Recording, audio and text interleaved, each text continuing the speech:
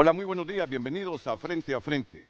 Sé que hubo al menos 18 personas, o casi las 20 si me definen bien el número de muertos por sumersión en esta semana. No pasó de 20, 20 hondureños que perdieron la vida. ¿Confirmado 20? 20, confirmado. Lamentamos 20 personas que se ahogaron en ríos, en pozas. Desafortunadamente en temporadas así donde hay afluencia masiva a los ríos, al mar, pero miren que la mayor parte de sumersiones no fueron en el mar, fueron en pozas y ríos. Lamentamos y somos solidarios con la familia. Después los índices que con fiestas o sin fiestas siempre hay en el país en cuanto a homicidios.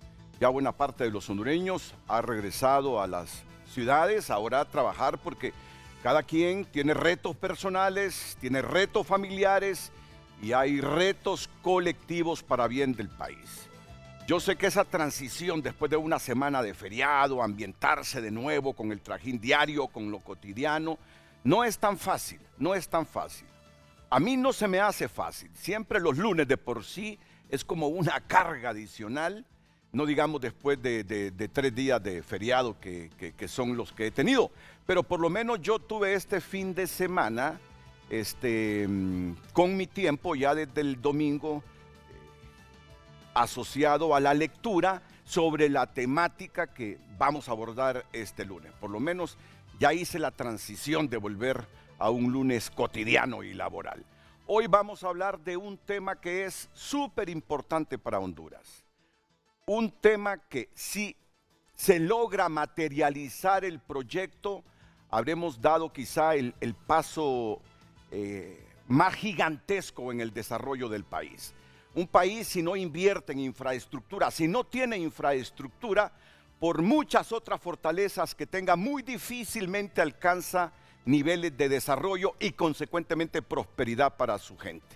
Al final, todo esto tiene un objetivo, la prosperidad de nosotros, la prosperidad del elemento humano dentro del Estado.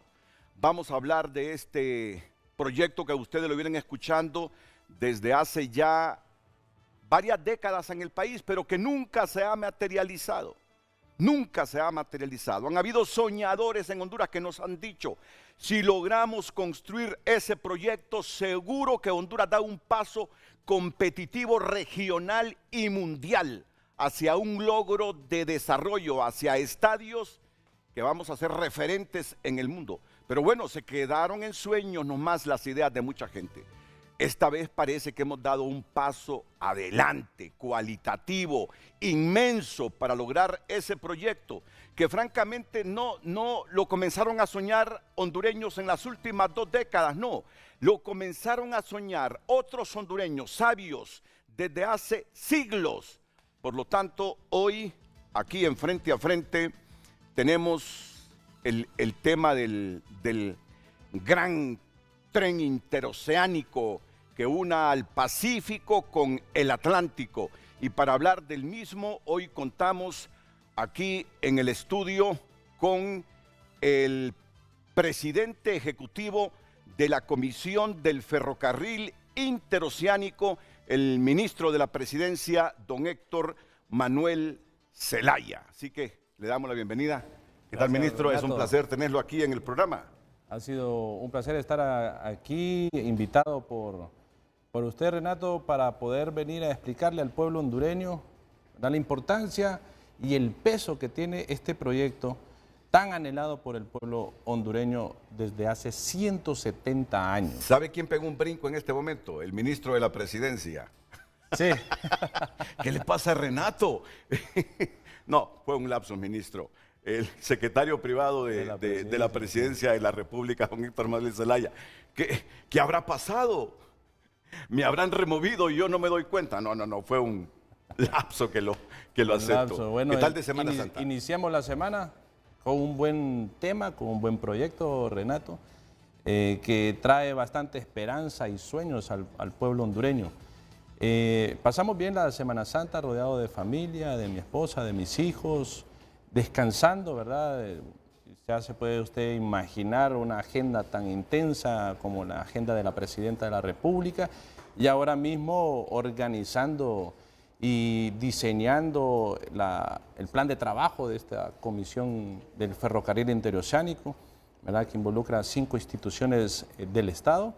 Y bueno, yo creo que es de buen augurio empezar la semana con sin lugar a dudas, sin lugar a dudas. Es un proyecto soñado por muchos hondureños y desde hace varias décadas, siglos diría yo. ¿Quién fue el primero que soñó con esto? En 1853, José Trinidad Cabañas fue el presidente que impulsó el proyecto del ferrocarril, ¿verdad? Luego lo retoma el presidente Medina, porque 2 años después de hacer el impulso, José Trinidad Cabañas sufre un golpe de Estado, ¿verdad? El presidente Medina es el que logra el financiamiento en un banco de Inglaterra. Luego de eso va Marco Aurelio Soto y Marco Aurelio Soto logra los primeros 100 kilómetros, ¿verdad?, del ferrocarril interoceánico, y luego entramos a los 1900 donde este proyecto y este sueño fue entregado a las transnacionales y ahí nosotros pues es donde decimos muere el sueño de todo hondureño, cuando ya se privatiza y no ha vuelto a haber una oportunidad como la que estamos ahora de rescatar este proyecto y hacerlo realidad. Hoy más que nunca los hondureños tenemos las posibilidades de poder dar esos pasos importantes, así como usted bien lo ha dicho, para que esto se convierta en realidad. Y el día de hoy vamos a hacer las exposiciones y vamos a tener el diálogo aquí en su programa, Renato, para que la gente pueda comprender la importancia de este proyecto y las posibilidades que nosotros tenemos ahora, ¿verdad? Que todos los sectores se puedan unir, que todos los sectores se puedan subir al tren para que esto sea una realidad y podemos juntos salir del subdesarrollo. Muy buena frase esa, subir al tren. Subir al tren después de 151 años de idealizar tener este ferrocarril. 170 años. 170, fue en 1853. 53 al 2024, 171 años. 171 años de soñar con este ferrocarril interoceánico. Antes de entrar aquí al set, nos reunimos Héctor y yo en mi oficina. Héctor, le digo, y primero, discúlpame si te trato de vos, porque soy más joven y solo va a ser en privado. Está bien, sí, me dice Héctor. Mira, le digo, yo he sido escéptico porque desde hace muchos años nos vienen entusiasmando con estos megaproyectos. ¿Cuántas veces no he tenido a Tito Livio Sierra diciéndome, Renato, si los hondureños logramos materializar ese proyecto, nos vamos a convertir en cabeza de la región, en referente en América, en un referente mundial? Ayúdame, por favor, a impulsar.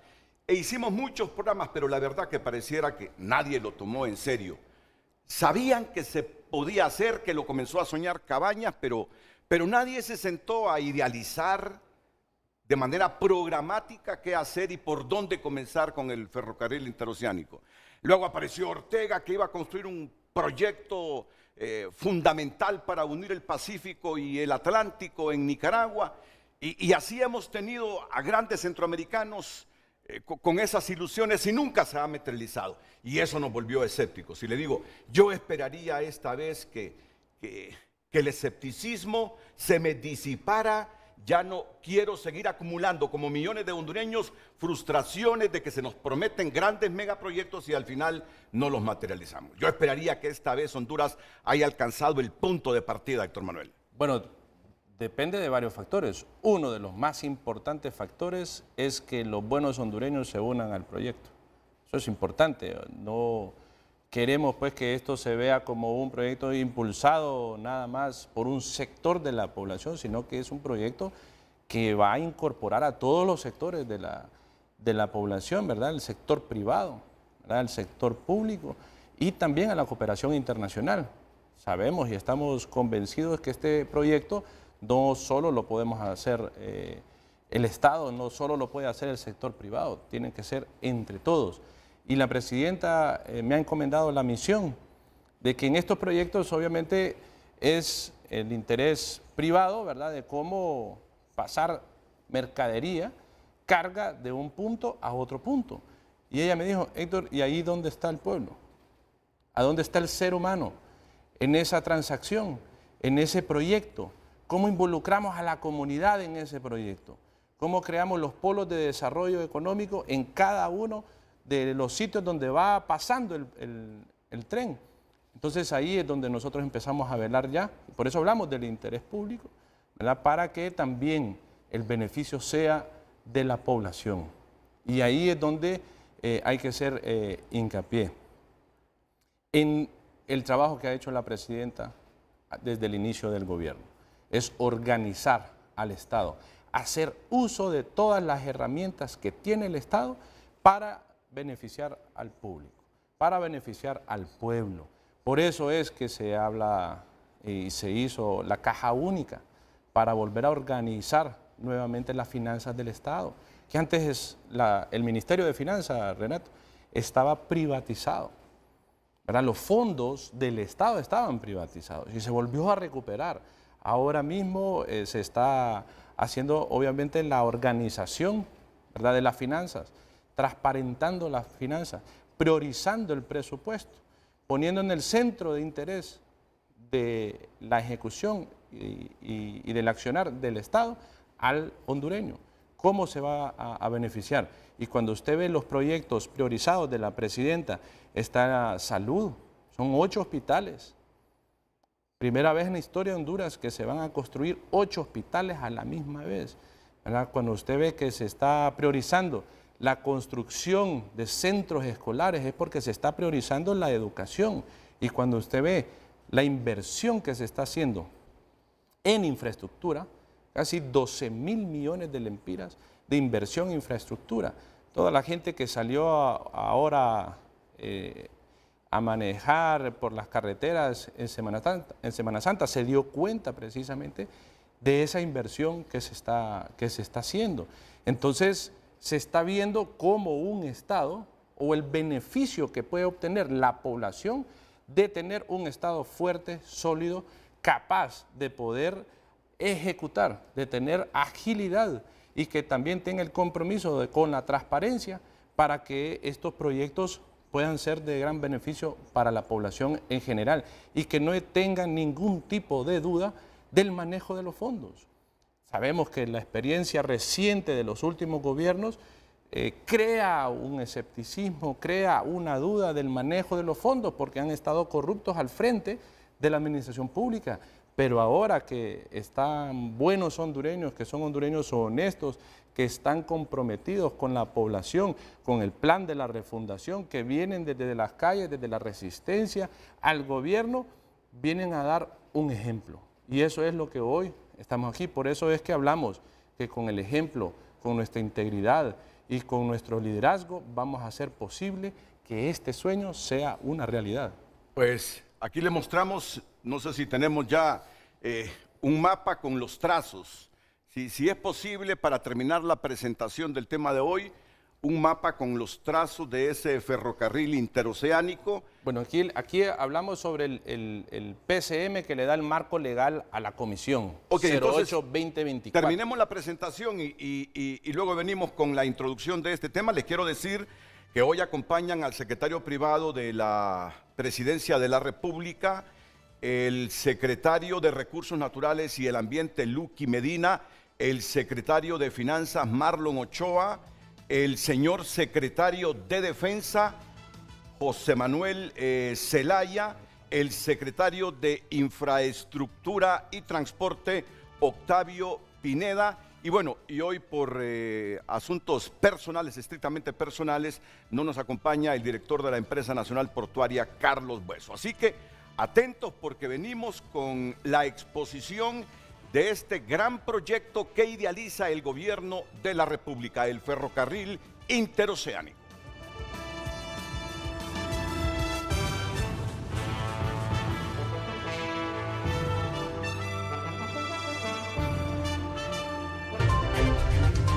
Frente a Frente presentó el tema del día.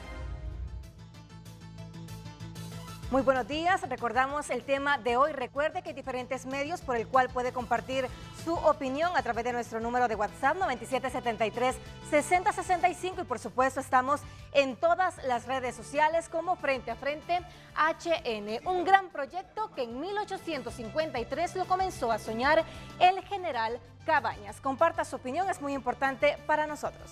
Desde ya agradecemos a todas las personas que están comenzando a enviar sus mensajes. Recuerde hacerlo en base al tema de hoy. Un gran proyecto que en 1853 lo comenzó a soñar el general Cabañas. Nuestro número 9773-6065 y recuerde redes sociales Frente a Frente HN. Redes sociales fue presentada por Óptica La Curazao. Hot Week, las ofertas están al rojo vivo, hasta un 70% de descuento en aros y lentes.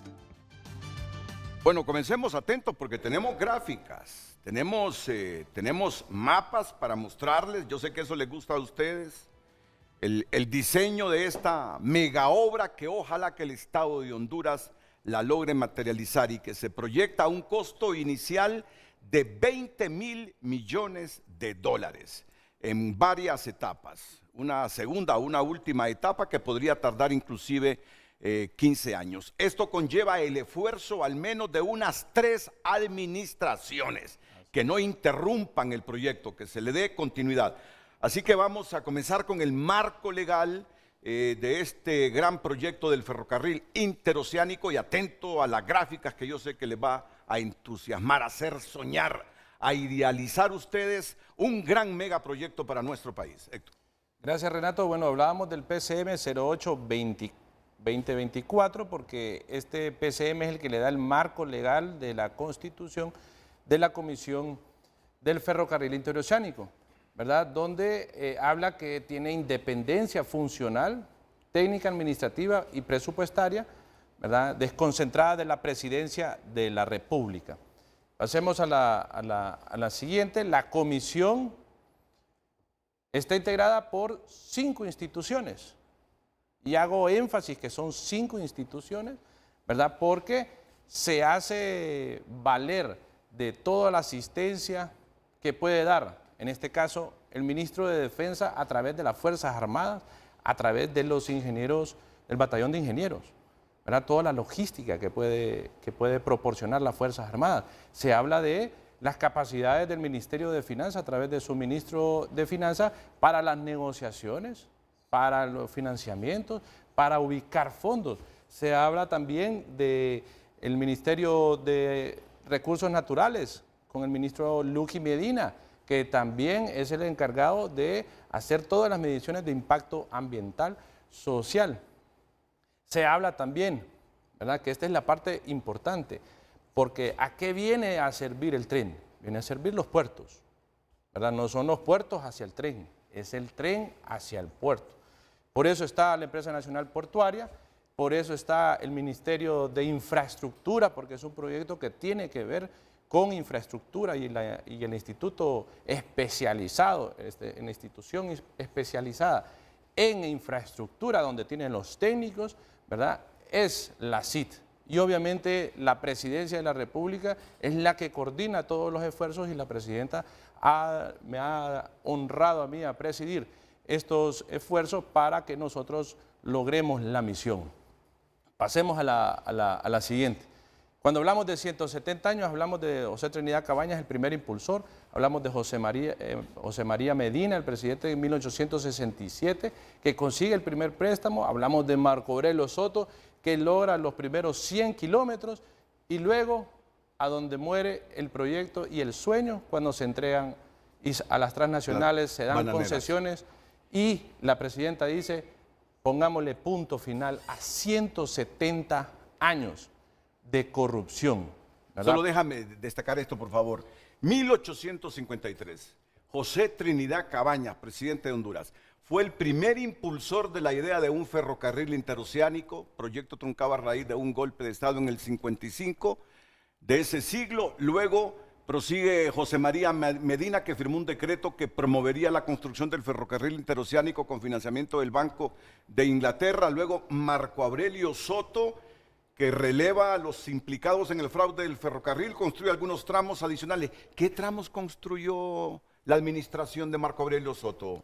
Los primeros 100 kilómetros, bueno, ahí hay parte de la literatura, habla de que aquí es donde se empieza a desarrollar el Valle de Sula, a raíz precisamente de estos 100 kilómetros.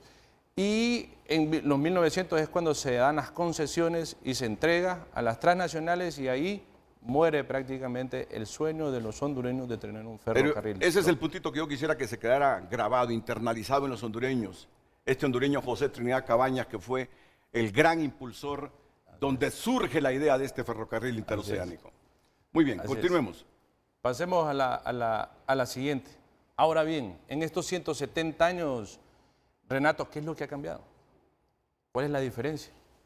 Entonces empezamos a hablar de Panamá, empezamos a hablar de una sequía.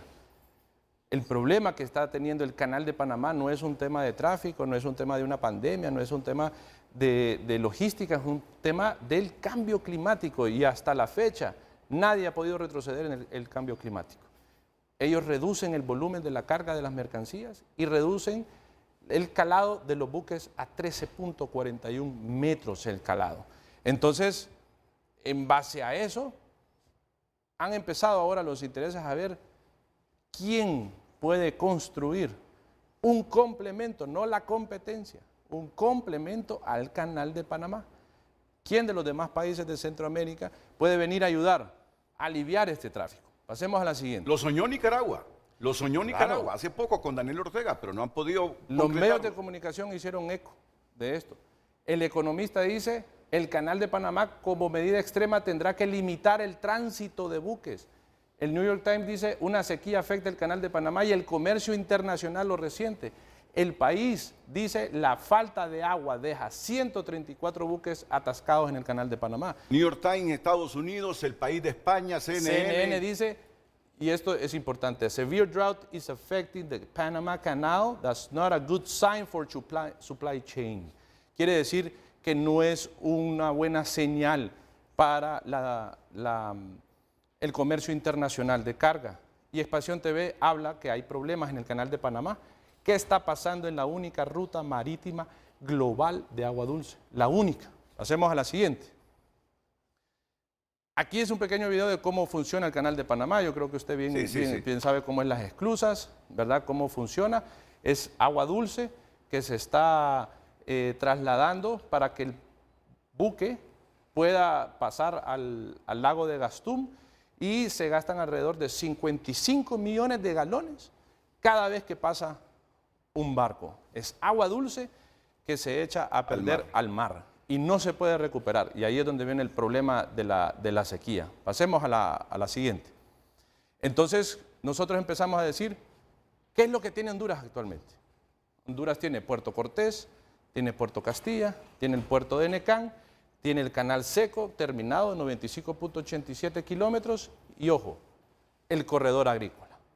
El corredor agrícola, los gobiernos anteriores llegaron hasta Catacamas, Coticalpa, Catacamas, pavimentado.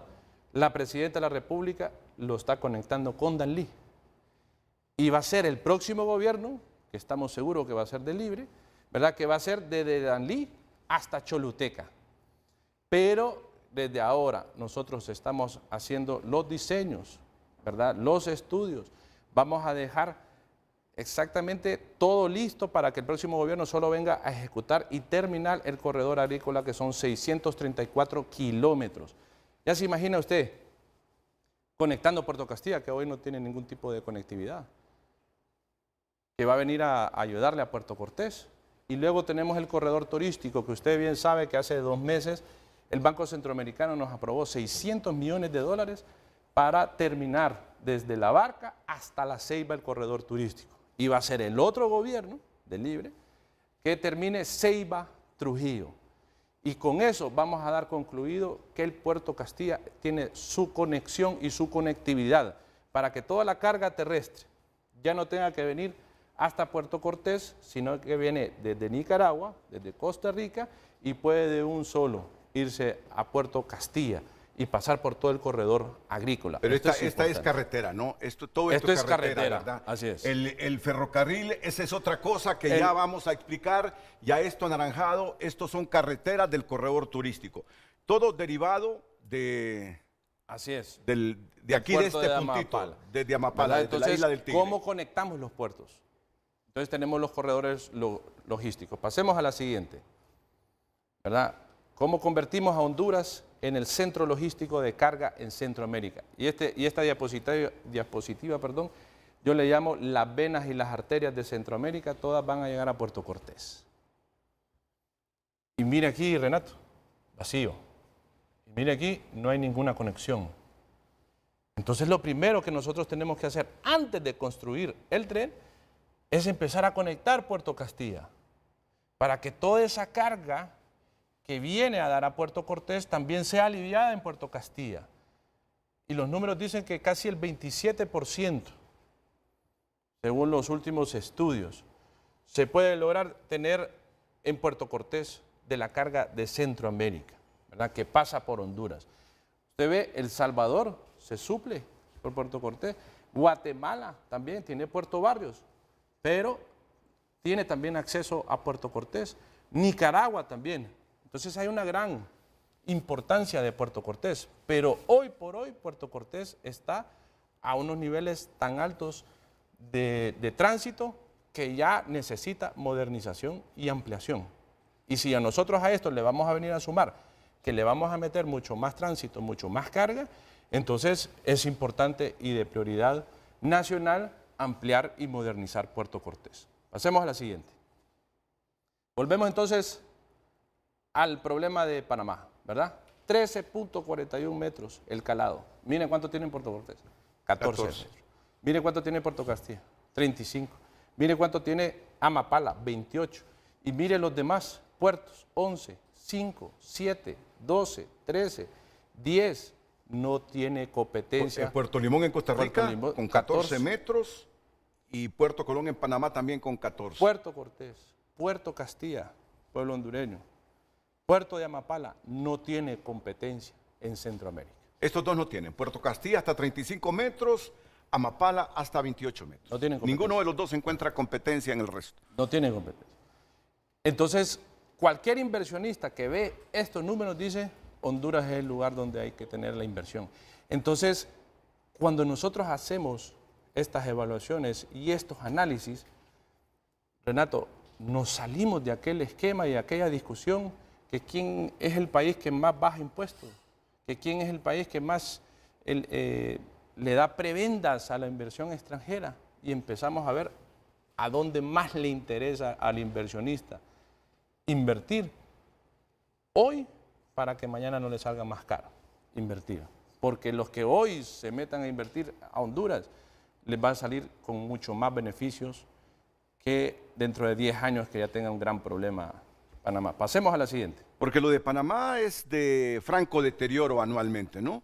Cambio climático. No Sí. podemos hacer absolutamente nada. Si hoy hay un problema de sequía, dentro de 10 años ese problema va a ser más agudo. Sí, porque hay que recordar que hace unos 10 años Panamá amplió su canal con empresas españolas que hicieron la construcción y hubo una inversión de cerca de 8.000 millones de dólares con la ampliación de Panamá. Pero no pueden hacer nada con la sequía. Sí. Este es el último esfuerzo que está haciendo México, ¿verdad? El canal interoceánico, el ferrocarril interoceánico de Tehuantepec.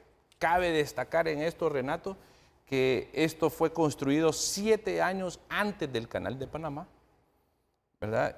Y que muchas de las discusiones se centró en por qué no se desarrolló igual que el canal de Panamá, si fue 7 años antes. Mire el calado acá, 12 metros, ¿verdad? Entonces, sí, hay un tren, hay un tren que va a cruzar, va a 60 kilómetros por hora, tengo entendido, ¿verdad? Tiene su velocidad. Ahora el presidente Andrés Manuel López Obrador está haciendo un gran esfuerzo para poderlo modernizar, pero el problema es natural, 12 metros. Todavía no se compite con Puerto Cortés. Pasemos a la siguiente. Las rutas marítimas globales. Mire cómo la ruta del Cabo de los Hornos son 7 días para cruzar. Canal de Panamá son de 10 días, 8 horas. Mire la ruta polar, anda en 8 días. Mire el ferrocarril de Honduras, 12 horas. Es decir, traer todo el comercio por estas vías implica, en el caso de Cabo de los Hornos, cuando pasan por aquí, un cruce de 7 días. De 7 días. Y usted puede ver videos aquí, lo difícil que es para aquí, para el estrecho, en el estrecho de Magallanes, pasar todos estos barcos, ¿verdad?, transatlánticos. Muchos de ellos se dan vuelta. Sí, sí. ¿Verdad? Son Por las aguas altas turbulentas, corrientes. sí, sí. Y mire, 12 horas, ferrocarril interoceánico. Canal de Panamá, 10 días y Ferrocarril interoceánico de Honduras Honduras, ofrece 12. esta opción. Tiempo de 12 cruce, 12 horas. Y con un puerto en el Pacífico, De Amapala, 28 de a 28 a 35 metros. 8 días rotopolar. Entonces, si usted analiza como inversionista, como empresa naviera, usted dice, Honduras es la oportunidad de poder desarrollar una alternativa y un complemento al Canal de Panamá. Pasemos a la siguiente. El ferrocarril interoceánico está conceptualizado de moverse de punto A punto B, Puerto Castilla a Mapala, ¿verdad? Y hay varios estudios que han hecho varios trazos. En México me dieron un gran consejo y me dijeron, Héctor, no diga por dónde va a pasar exactamente hasta que no tenga la exactitud del trazo de este tren, porque se empiezan a ver muchas especulaciones, empiezan a comprar un montón de terrenos, ¿verdad? Les empiezan a subirles el precio, empiezan a organizarse sus opositores para que ese tren no pase para ahí, simplemente para estropear la ejecución del proyecto. Entonces, para nosotros es importante definir el trazo, pero definir el trazo requiere de un estudio y un análisis de aproximadamente un año.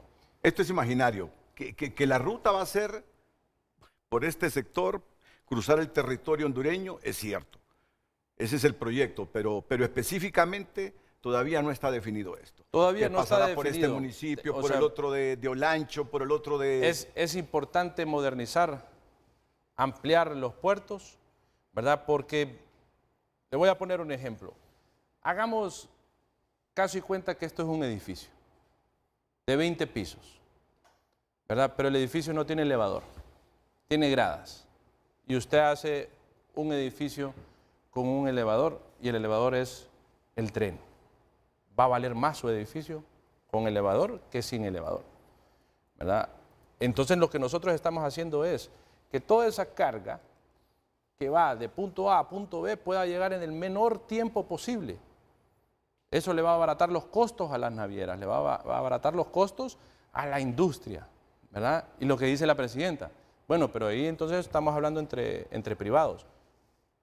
¿Cómo vamos a incorporar aquí a la comunidad? ¿Cómo vamos a hacer que este tren sea del pueblo?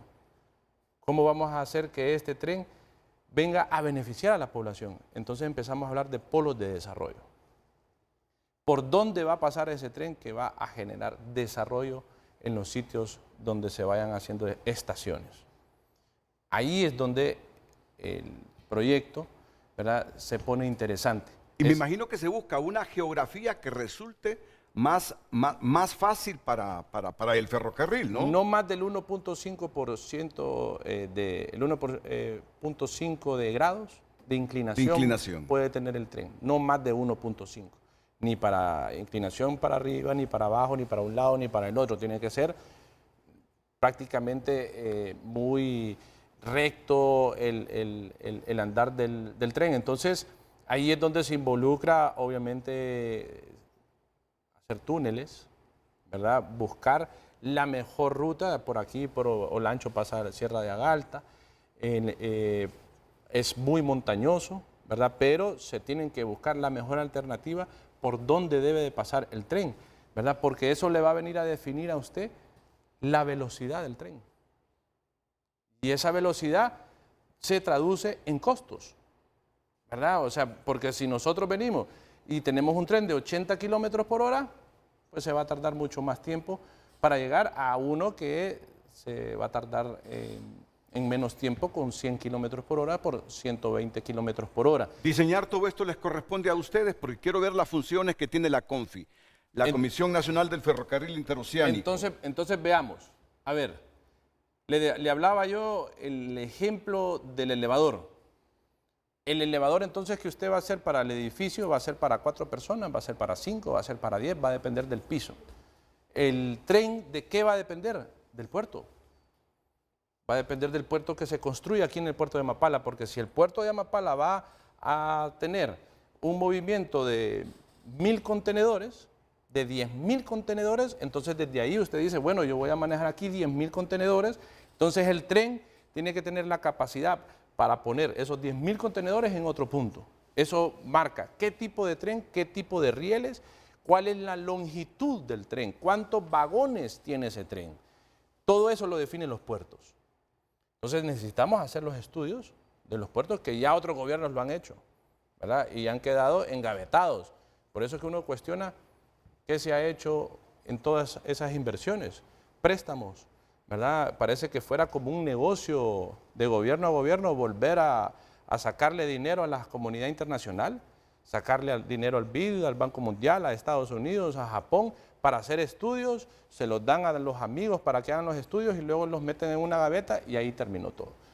Ahora la presidenta dice, pongámosle punto final a eso y hagamos que esto sea una realidad. Y por eso nosotros estamos haciendo este esfuerzo para poder identificar, ok, ¿cuánto es la inversión que tenemos que hacer para construir el puerto de Amapala? ¿Cuánto es la inversión que nosotros tenemos que hacer para modernizar y ampliar Puerto Castilla? ¿Cuánto es para Puerto Cortés? ¿Cuánto es ese dinero? ¿A dónde está? ¿Cómo lo podemos localizar? ¿Cuánto tiene el Estado? ¿Cuánto tiene el sector privado? ¿Cuánto pone la banca internacional? ¿Verdad? Para poderlo lograr y empezar a hacer los diseños desde ahora para después convertirlo en ley. Porque ¿qué es lo que nosotros no queremos cometer de error? Es lo que se hizo con el Trans 450 en las administraciones anteriores. Vino un alcalde de la capital y dijo, el Trans 450 va a venir a ayudar y aliviar el tránsito y el tráfico en la capital. Hizo el diseño, sacó el préstamo, ahí está el Banco Interamericano de Desarrollo, ¿verdad?, que dio los desembolsos. Y después vino otro alcalde del mismo partido y dijo, bueno, yo creo que esa no es la solución, creo que la solución es hacer puentes. Y ahí quedó votado. Entonces, ¿qué es lo que nosotros queremos hacer ahora? Es que este proyecto se convierta en un proyecto de país para que los próximos 3, 4 gobiernos sepan qué es el pedazo que les toca hacer de este proyecto. Se convierta en una ley. Y nosotros nos hemos comprometido a elaborar este proyecto, a elaborar la ley para enviársela al Congreso Nacional y que en el Congreso Nacional se haga la discusión y que ahí se convierta en un proyecto de país, que ahí también la oposición se sume al proyecto, que se convierta en un proyecto de todos los hondureños y que los próximos gobiernos sepan cuál es el pedazo que les toca hacer y que no vengan a tratar de manipular y decir, no, bueno, a nosotros ya no nos interesa que pase este tren por aquí, entonces ahora vamos a volver a hacer todos los estudios, vamos a volver a hacer todos los diseños y vamos a empezar de cero otra vez, ¿verdad? Porque le queremos cambiar. No, que sea algo que todos los gobiernos tengan paso a paso, qué es lo que ellos pueden ir haciendo y que en el cuarto gobierno esto se pueda inaugurar. Mira, tengo que ir a una pausa, pero solo quiero resolver algunas... no dudas, sino inquietudes que quedan en la gente. O sea que cuando ustedes entreguen el proyecto al Congreso, ya tendremos el diseño total y resueltas todas las inquietudes por dónde va a pasar el ferrocarril, así es, lo que se va a invertir en puertos. Muy bien, muy bien. y Ahora, ley. y lo último, claro, el Estado no tiene suficiente capacidad económica para invertir 20.000 millones de dólares. Aquí se tiene que reunir capital privado. ¿Cómo quedará el movimiento accionario y cuál es la figura que va a primar para este megaproyecto? Bueno, nosotros tenemos 2 mandatos. Un mandato es hacer la ley. El otro mandato es conformar la mesa técnica, un equipo técnico especializado, ¿verdad?, que nos va a dar todos los números y nos va a dar todos los análisis para construir esa ley y que podamos, y esta es la razón de ser del PCM, hacer el diseño del proyecto, el diseño de los 3 puertos de aguas profundas, los estudios de factibilidad y viabilidad económica, la implementación de un sistema de tráfico de naves marítimas que no lo tenemos, la regulación para las asociaciones público-privadas que van a estar alrededor de este proyecto, los estudios de evaluación de impacto ambiental, las negociaciones financieras, los términos de referencia para las licitaciones y la creación técnica ferroviaria con el INFOP y las diferentes universidades de Honduras para después hacer la presentación y una conferencia internacional donde Honduras da a conocer al mundo este proyecto que va a venir a ser de integración centroamericana, que le va a venir a beneficiar no solo al pueblo hondureño, sino que a todo Centroamérica. Porque esto no solo se trata, Renato, de unir 2 puertos, esto se trata de unir el comercio mundial. Eso es lo importante. Cuando se llegue a este puntito ya es para conseguir capital, o ya tendremos definido el capital que va a financiar la construcción de este megaproyecto. Así es. La conferencia es para conseguir capital, para atraer. Vamos a anunciar obviamente la ley, porque a la empresa privada, que nosotros venimos de la empresa privada, les interesan las reglas claras. ¿Y qué mejor manera de dar a conocer reglas claras que con una ley? ¿Verdad? Y ahí es donde la presidenta en el PCM ha dejado establecido, ¿verdad?, que se va a conformar, a constituir una empresa estatal, gran nacional, donde el Estado deja ver su interés de tener el 51% y el 49% el sector privado y la comunidad internacional. Y también ahí está la administración. ¿Estos términos son innegociables, 51-49? Es que nosotros creemos que esa es la mejor forma de hacer que este proyecto se convierta en una realidad, ¿verdad? Porque el gobierno no está pensando en un interés de lucro, no está empezando a decir vamos a invertir 100 millones de lempiras y cuánto tiempo vamos a obtener nosotros de regreso esta inversión. El Estado lo está invirtiendo porque tiene que invertirlo, ¿verdad? Y el sector privado es el que va a velar por sus intereses propios, con el 49%. Y está también la administración. Con el sentimiento más positivo y los ideales, pero en su nivel máximo, primero estará construir el corredor logístico, inclusive corredor turístico, antes de las líneas de tren. Esa es la idea. O sea, hay que preparar el terreno, hay que preparar a Honduras para la construcción del tren. Hay que prepararlo con ley, hay que prepararlo con normativas, hay que prepararlo con las reglas claras, hay que prepararlo logísticamente, hay que prepararlo con todas las condiciones para que el tren simplemente sea un... Cuando dice logístico es que antes de tener esas líneas de ferrocarril ya tendremos un gran puerto en Amapala y ya tendremos un gran puerto en Trujillo. Así es, totalmente. Ya tendremos el corredor logístico. Agrícola. El corredor agrícola, perdón, y también el corredor turístico. Así es, porque al final lo que nosotros vamos a empezar ahora es con un tren de carga. México con el tren Maya empezó con un tren de pasajeros y ahora va por el de carga. Nosotros estamos entrando por el principal, que es el que va a generar las condiciones para nosotros después construir el de pasajeros, que es el turístico, el que pasa por todo el Atlántico. Héctor, y he estado viendo que se reúnen con empresarios estadounidenses, con funcionarios estadounidenses, que han tenido reuniones con gente de Emiratos, como de Qatar, por ejemplo. Ya ustedes comenzaron a socializar esto, inclusive antes de tener todo listo para lanzarlo en esta conferencia internacional. Bueno, es que las potencias grandes son muy visionarias y saben precisamente cuándo hay que invertir y cuándo hay que meterse en los negocios. En este caso, han visto la oportunidad de Honduras y han visto la voluntad de la Presidenta de la República de convertir esto en una realidad. Y ahí es donde uno viene y dice, bueno, entonces ¿con quién contamos? Ya le explicaba en la diapositiva anterior qué es lo que Honduras cuenta, cuáles son sus amigos, cuáles son sus socios, cuáles son esos países que siempre le han apostado por Honduras. Y ahí nos encontramos a los países interesados como Japón, ¿verdad?, como España, como el mismo Estados Unidos, porque ¿para dónde va toda la carga? ¿Hacia dónde estamos apuntando nosotros? ¿Qué deberíamos de apuntarle a qué comercio? Antes, Renato, era producir en Estados Unidos para venderle a Asia. Ahora es al revés. Ahora es todo lo que produce Asia para vendérselo a Estados Unidos. Entonces, nosotros nos acercamos al socio más importante comercial que tiene Honduras, ¿verdad? Y lo involucramos en este proyecto para decirle, mire, lo que nosotros logramos, lo que nosotros vamos a lograr, les va a beneficiar a ustedes. Y queremos que ustedes sean nuestro socio estratégico en este proyecto. Y cómo podemos trabajar juntos, ¿verdad? Para poder mejorar todas estas condiciones lo más antes posible para que esto se pueda hacer en los próximos 4 años. Ok. Lucecita, por favor, de pie. Solo quiero hacerte una pregunta.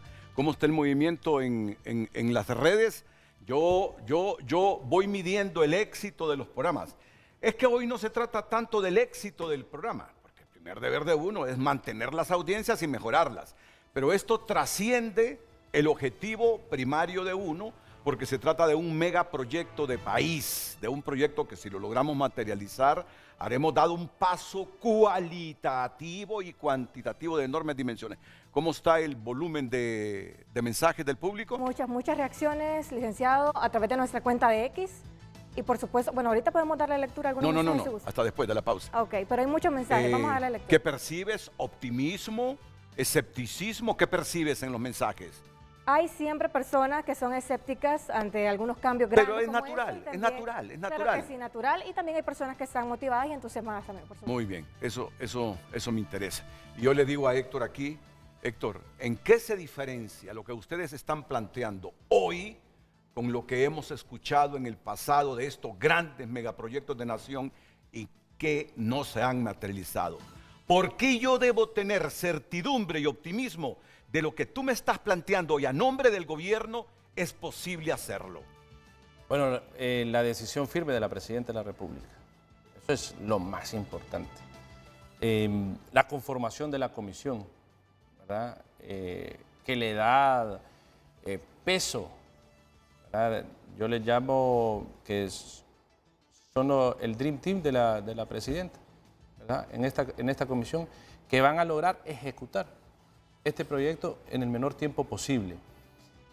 Y luego lo que pasa a nivel mundial con el Canal de Panamá. El entusiasmo de la comunidad internacional. Con este proyecto, Renato, vamos a dejar de hablar de un montón de cosas que sí son importantes para el país. Pero aquí hablamos de inversión extranjera, claro. Hablamos de generación de empleo. Aquí convergen todas esas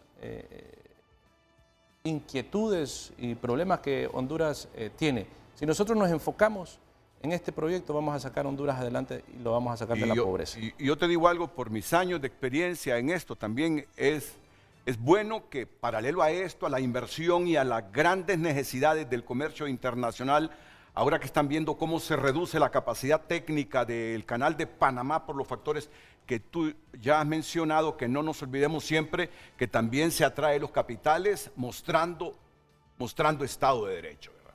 Que todo debe ir paralelo, todo debe ir paralelo, institucionalidad, Estado de Derecho, para crear certidumbre en esos capitales que tienen que venir a participar en esta mega obra que ojalá se materialice en nuestro país. Vamos a la segunda pausa comercial. Regresamos ya con todo el gabinete presente de la CONFI, el señor secretario de Defensa, José Manuel Zelaya Rosales, el secretario de Finanzas, Marlon Ochoa, el secretario de Infraestructura y Transporte, Octavio Pineda, el secretario de Recursos Naturales y el Ambiente, Luqui Medina, aparte del secretario privado de la Presidencia de la República, don Héctor Manuel Zelaya. Ya anuncia José Manuel Zelaya también Rosales, secretario de Defensa. Atentos, volvemos. Damos lectura en este momento a sus comentarios a través de nuestra cuenta en X. Harvin Sánchez comparte: este proyecto del ferrocarril interoceánico, un sueño prometedor, ahora será una realidad y vendrá a darle un giro positivo al país en su desarrollo y a la población por donde pase este proyecto. Será una zona de prosperidad. Sin duda este gobierno está dando pasos importantes. Henry Smith comparte su comentario: el escenario incierto de las próximas elecciones, ¿dónde deja el ferrocarril? ¿Darán rango constitucional al proyecto para evitar corrupción y quedarnos con otro proyecto a medio andar? ¿Habrán concesiones? ¿Quiénes van a invertir? ¿Qué tratados se celebrarán? ¿Cómo queda Isla Conejo? Comparte el televidente. Marco Matamoros, buenos días. Al macroproyecto de unir el norte con el sur, ¿y por qué no oriente con occidente? Será envidia de América, pero que no dure 100 años más, pero que el tren Trinidad Cabañas haya vagones para todos. Liciten, comparte. Sí. Léelo de nuevo. Al macroproyecto de unir el norte con el sur, ¿y por qué no oriente con occidente? Será envidia de América, pero que no dure 100 años más, pero que el tren Trinidad Cabañas haya vagones para todos. Liciten, comparte. Ah, ok. Marco Pero está Mato. bien el nombre, mira. Mira, buena idea. El ferrocarril José Trinidad Cabañas, ¿ves? Katy Amador comparte su comentario: un sueño que se va a volver realidad gracias al gobierno de la presidenta Xiomara Castro. Antonia López: es un proyecto de grandes proyecciones favorables para nuestro país. Azucena comparte: las acciones enérgicas de la presidenta han generado un renovado impulso en la construcción del tren interoceánico, con un enfoque claro en cumplir con los plazos establecidos. John comparte: un megaproyecto que atrae inversión, empleo y turismo a nuestro hermoso país. Es interesante conocer la historia y todas las personas que visionaron este proyecto. Ronald Ramos comparte: un proyecto visionario que sin duda alguna traerá progreso al país. Como se ha estado trabajando de manera honesta y transparente, sabemos que los autores de este proyecto serán los más capacitados para ejecutar. Y Vito también comparte su opinión: si aún no tienen estudios de factibilidad, diseños planos, definidas la participación privada, proyecciones financieras, pues aún lo que tienen es una idea de mesa de café, un sueño, una idea que no está concreta. Si es favorable, ojalá que lo hagan, comparte el televidente. Permitime, sí, claro que es un ideal, en este momento es un sueño. Y miren, y todos los escépticos, no se preocupen, si que se nos han prometido tantas cosas por décadas, por siglos, que si el hondureño es escéptico con estos megaproyectos, yo me sumo a su escepticismo, pero con una gran diferencia. Yo me reinvento para creer y para tener esperanzas cuando se me plantean proyectos que van marcando diferencia de otros, porque en los últimos años lo que tuvimos fueron iniciativas personales como la de Tito Livio Sierra, alguna que otra declaración oficial sobre un gran proyecto. Eso es lo que hemos tenido. Y luego vinieron procesos electorales, se esfumaron esos ideales y ahora volvemos con una nueva esperanza, con un nuevo ideal.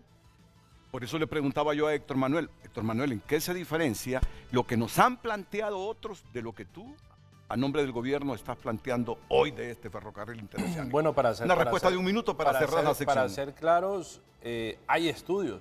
Todos los gobiernos han hecho estudios. Tenemos estudios para la modernización y la, y la ampliación de Puerto Cortés. Tenemos estudios para la ampliación y modernización de Puerto Castilla.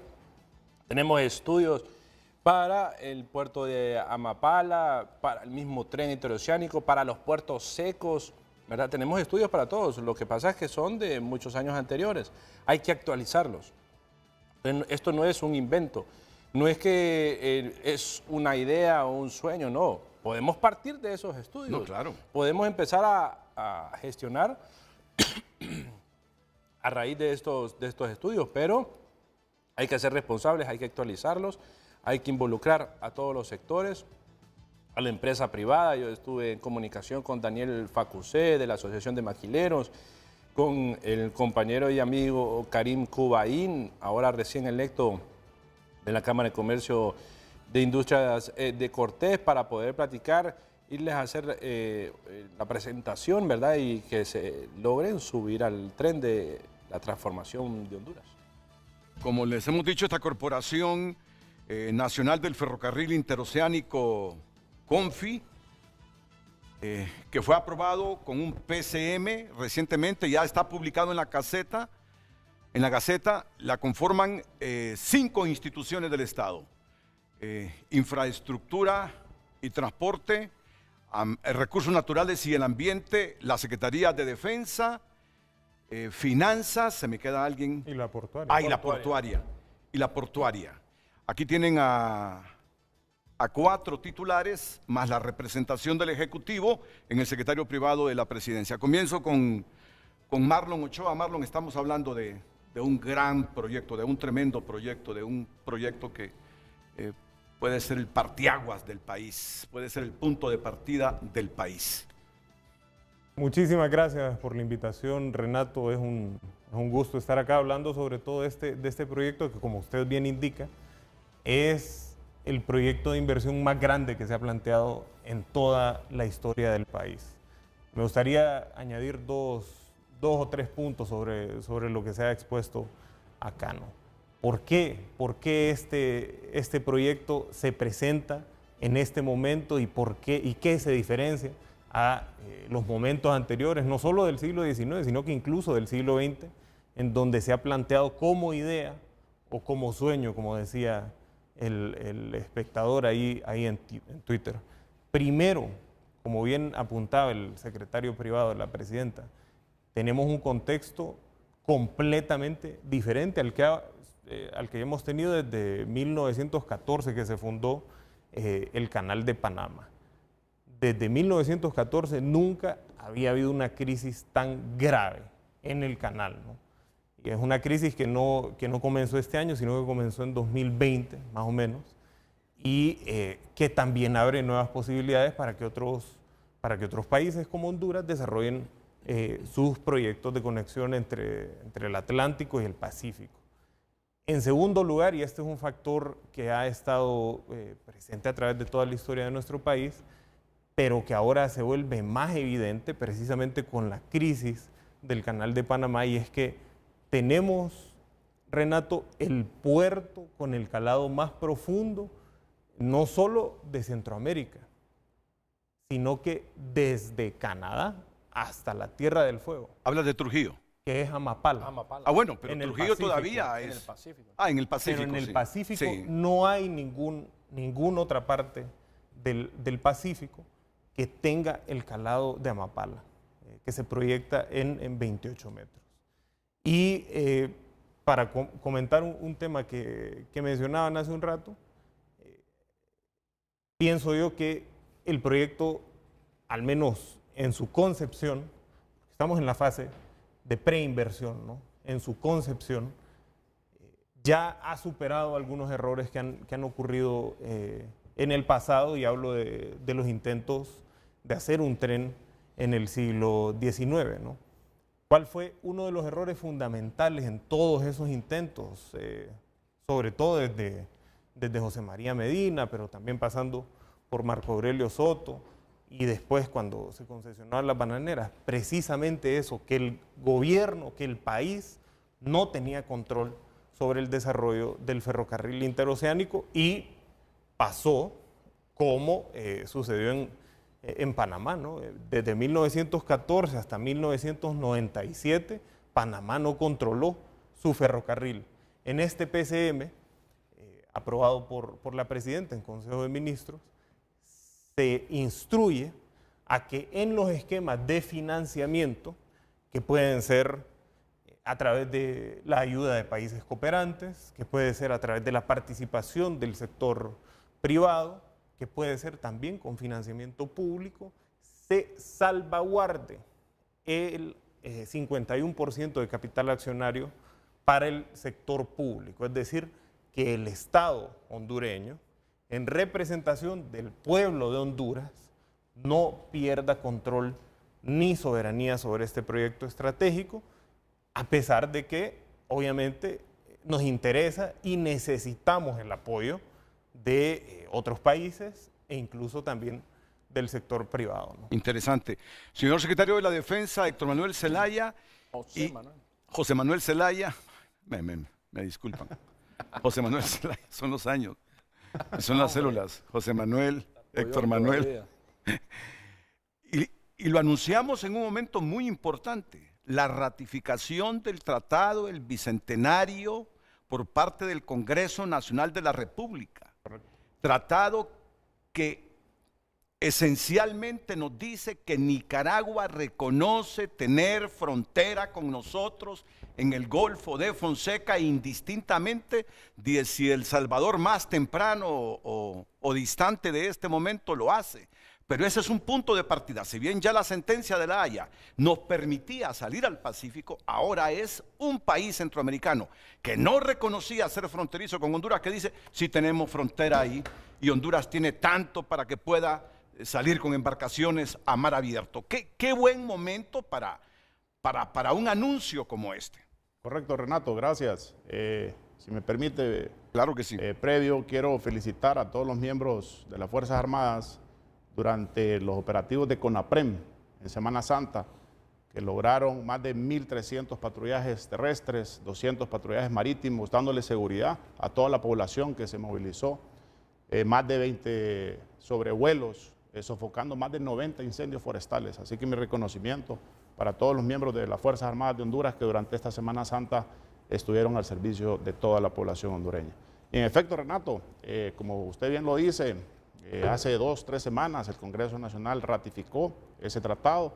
Estuvo de parte de las Fuerzas Armadas y la Secretaría de Defensa el viceministro José Jorge Fortín, la Jefatura de Estado Mayor Conjunto con el general Roosevelt, celebrando esta decisión que viene a ratificar sobre todo ese sueño anhelado de nuestros pescadores de poder salir tranquilamente. Como usted bien lo dijo, la sentencia de La Haya ya nos daba ese derecho, pero hoy que Nicaragua pues ratifica ese derecho que tiene la población hondureña, nuestros pescadores, nuestra Fuerza Naval de Honduras, que siempre que pues salimos a hacer los patrullajes marítimos, teníamos no los problemas, pero sí, como usted bien conoce, esas tensiones diplomáticas de fuerzas navales entre países. Así que mi reconocimiento también al Congreso Nacional, al presidente Redondo, y en ese marco, Renato, se menciona de dónde viene este proyecto. O sea, ese interés nacional de promover y aprobar este proyecto, acompañado de la Secretaría de Defensa y de una institución permanente como es las Fuerzas Armadas de Honduras, como ya lo menciona el artículo 272. Pueden pasar gobiernos, pero la institución permanente que va a garantizar que ese proyecto se convierta, uno, en soberanía nacional, en interés nacional, son las Fuerzas Armadas de Honduras. Y es a través, no es el ministro de Defensa, el secretario de Defensa puede ser otro mañana, pero las Fuerzas Armadas ahí van a estar dando pues ese valor, sobre todo también con un cuerpo tan importante que tenemos como es el Batallón de Ingenieros, Renato, en Ciguatepeque. Más de 130 oficiales formados en la rama de ingeniería que hoy van a tener esa gran oportunidad de acompañar este proyecto, de acompañarlos con sus conocimientos técnicos, con sus conocimientos profesionales y sobre todo para poder potenciar ese batallón de ingenieros. Las Fuerzas Armadas siempre han soñado con tener otro batallón de ingenieros, porque solo tenemos uno. Y hoy se puede dar esa gran oportunidad para fortalecerlo, fortalecer nuestras capacidades y también para acompañar no solo con nuestros ingenieros, sino también acompañar todo ese proceso de construcción. En una de las posibles rutas que menciona el secretario privado, tenemos más de 11 unidades militares en toda esa posible ruta que van a acompañar en la supervisión, en la vigilancia, en la seguridad. Eso viene a dar pues también confianza en la inversión que puede hacer tanto el sector público como el sector privado. Así que en ese sentido, Renato, yo creo que es una gran oportunidad desde la Secretaría de Defensa poder pues poner a la orden todos nuestros conocimientos, la rama de ingeniería, el batallón de ingenieros. Tenemos la responsabilidad desde ya, consagrada en la Constitución de la República, de proteger nuestros puertos, de proteger también a través de las bases navales nuestras salidas al mar, de proteger, como bien lo dijo el secretario privado, en Puerto Castilla, la base naval de Puerto Castilla está permanente. En Puerto Cortés tenemos la base naval ahí en Omoa. O sea, son situaciones que se vienen dando para poder acuerpar este proyecto con una institución que cumple su misión. Desde la Comandancia General, que hoy representa la presidenta Xiomara Castro, que ha dicho que quiero hoy que la Secretaría de Defensa y las Fuerzas Armadas acompañen este proyecto, velen porque se cumpla, velen porque también se mantenga la seguridad y velen porque el Batallón de Ingenieros pueda acompañar este proyecto. Gracias, José Manuel. Luqui, y esa cárcel en la isla del Cisne o haber sacado aquella empresa del lago de Yohoa porque estaba contaminando, son retos ambientales que se quedan pequeñitos en relación a un proyecto como el que viene, ese ferrocarril interoceánico. Mira, yo soy de los que creo que no podemos parar el desarrollo, pero un desarrollo sostenible. ¿De qué sirve desarrollarnos si vamos a crear desastres ambientales? O sea, los retos que tiene Honduras ambientalmente con lo que se viene, se trata de una obra de 20.000 millones de dólares, son enormes. Yo sé que de repente tú ya no vas a ser en la tercera administración a partir de esta ministro del Ambiente, pero debes dejar las bases sembradas de un proyecto que desarrolla Honduras sin descuidar el medio ambiente. Y ese es precisamente, Renato, el reto en lo inmediato, en el mediano y en el largo plazo para garantizar el cumplimiento de las medidas ambientales con lo ya establecido en la ley del ambiente, en las leyes que corresponden en torno a los estudios y las evaluaciones de impacto ambiental que anteceden la elaboración de este tipo de proyectos, que además visualizan cuáles pueden ser los impactos, cómo minimizarlos, cómo volverlos verdaderamente sostenibles, sobre todo entendiendo dos premisas fundamentales.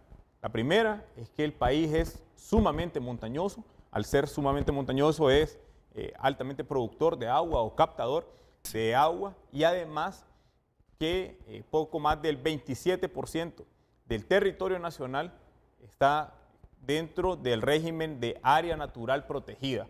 Esto da una categoría diferente de manejo. Hay algunas zonas que serán de influencia, que estarán desarrolladas por este proyecto en la zona sur, la zona de San Lorenzo y la bahía de Chismullo.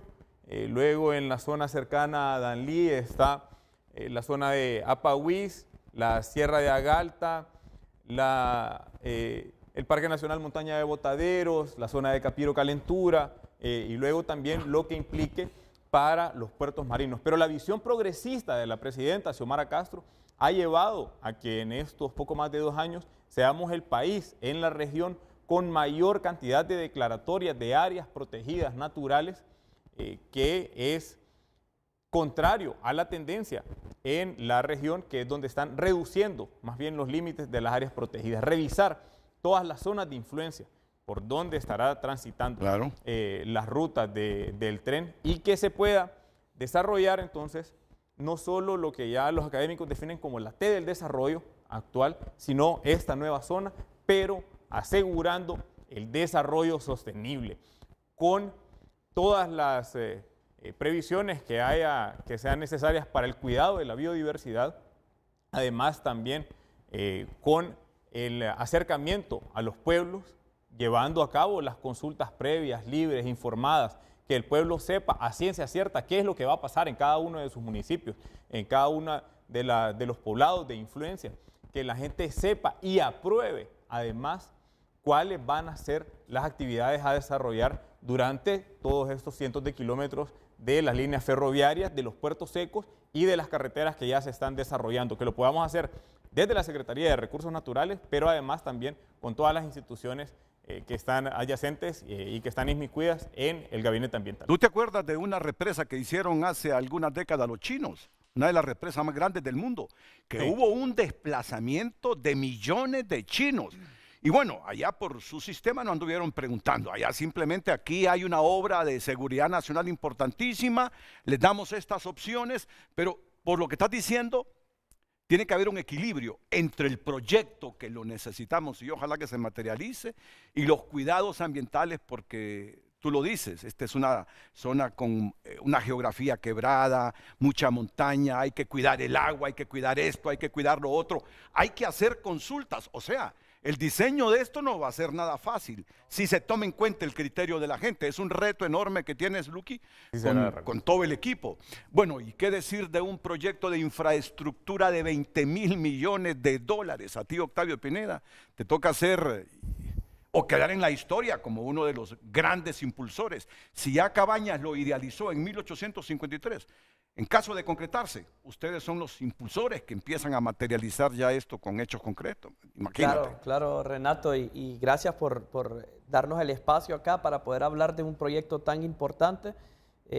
Esta obra, aparte de ser un sueño, ¿verdad? Desde hace más de 170 años, ¿verdad? 171 años cumple este año, este 2024, este gran anhelo de todo un país, viene en base a la realidad, como decía el secretario privado y presidente del ferrocarril interoceánico, porque hay problemas en Panamá, ¿verdad? Entonces aquí nosotros que conformamos un equipo de trabajo nos dedicamos a eso. Por ejemplo, bien usted lo mencionaba con el aspecto de poder cuidar el medio ambiente.